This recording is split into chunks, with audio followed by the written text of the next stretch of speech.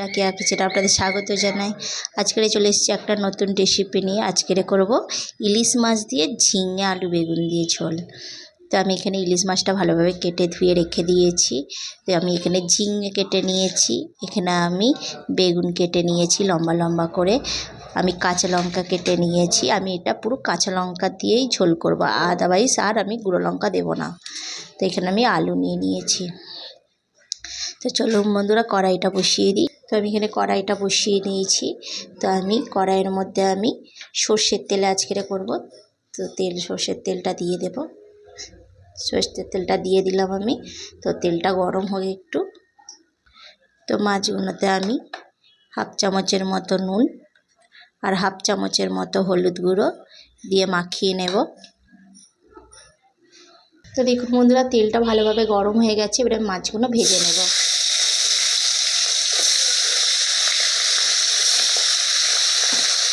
আপনারা তো ইলিশ মাছ অনেক রকম দিয়ে খেয়েছেন, তো আমরা আজ ঝিঙে দিয়ে আমি করছি, তো আপনারাও ঘরে তো ট্রাই করবেন, দেখে আপনাদের ভালো লাগবে।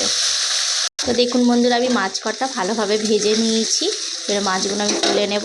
তো এই তেলের মধ্যে আমি কেটে রাখা আলুগুলো আগে দিয়ে দেব। দিয়ে আলুগুলো আমি ভালোভাবে ভেজে নেব, ভালোভাবে লাল লাল করে আমি ভেজে নেব। দেখুন বন্ধুরা আমি লাল লাল করে ভেজে নিয়েছি। তো এর মধ্যে আমি কাঁচা লঙ্কা কেটেছিলাম দিয়ে দেব, আর বেগুনগুলো তুলে দেব, দিয়ে আবার ভালোভাবে নাড়াচাড়া করে নেব।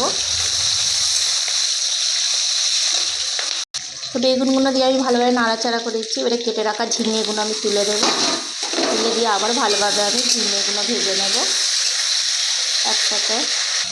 এখানে আমি হাফ চামচের মতো নুন দিয়ে দেব, দিয়ে ভালোভাবে নাড়াচাড়া করে নেব। তো দেখুন বন্ধুরা আমি আনাজ কটা সব ভালোভাবে ভেজে নিয়েছি। এবার আমি আদা বেটে রেখেছিলাম, আমি আদাটা দিয়ে দেব, আর এক চামচের মতো আমি হলুদ গুঁড়ো দিয়ে দেব, আর আমি হাফ চামচের মতো জিরে গুঁড়ো দিয়ে দেব। তো আমি সবকটা মশলা ভালোভাবে আমি ভেজে নেব আনাজগুলোর সাথে। তো ভালোভাবে মশলাটা আমি ভালোভাবে কষিয়ে নিচ্ছি আনাজগুলোর সাথে। এবার আমি এক মগের মতো জল দিয়ে দেব,